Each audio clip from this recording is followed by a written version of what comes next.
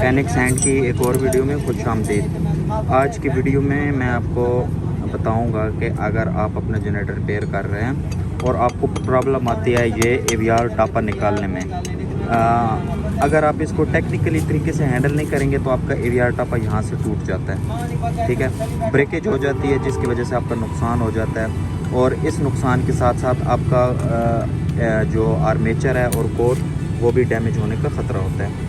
तो इस चीज़ को कैसे आसानी से निकालें, ठीक है, और कि आपकी ब्रेकेज भी ना हो और आपको कोई नुकसान भी ना हो, और बहुत ही आसान तरीके से निकालने का तरीका मैं आपको इस वीडियो में बताऊंगा। सबसे पहले आपने क्या करना है कि आप अपने ये 4 नट इनको ढीला कर लेना है और इनको बाहर निकाल लेना है।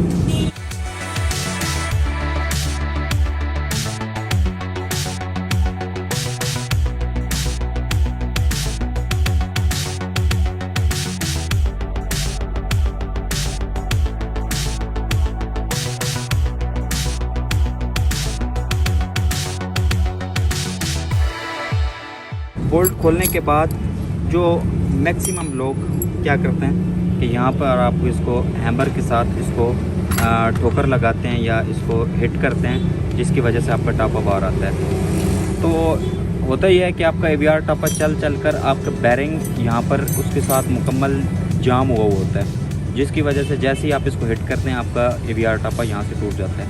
तो इसको टेक्निकली तरीके से हैंडल करने के लिए आप अपने एक छोटा सा पुलर बनवाएं। ठीक है, ये पुलर आप खुद भी बनवा सकते हैं। आपने एक लोहे की पतरी लेनी है, ठीक है, उसके मेड में आपने एक बोल्ट लगवाना है, ऐसे नट लगवा कर उसके ऊपर आपने बोल्ट फिट करना है और 2 साथ में सुराख इस तरह बनाने हैं कि आपका ये जो गैप है, ये जो बोल्ट्स का गैप है एवीआर टापा, इसके वो मतलब कि यहाँ पर वो बोल्ट लग जाए। उसके बाद आपने अपना ये जो पुलर बनाया है इसको आप 2 नट के साथ आपने एवीआर टापर पर फिट कर देंगे।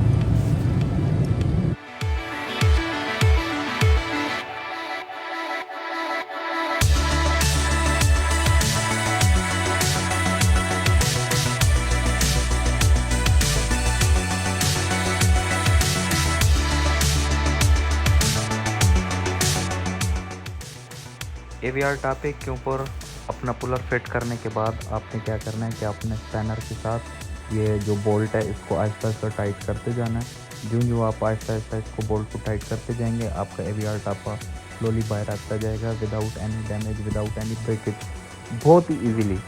तो इस तरह आप अपना एवीआर टापा एक छोटे से पुलर जो कि आप अपने घर में बना सकते हैं उससे आप एवीआर टापा निकाल सकते हैं, जैसे कि आपने वीडियो में देखें। मज़ीद इस तरह की वीडियोस देखने के लिए मेरा चैनल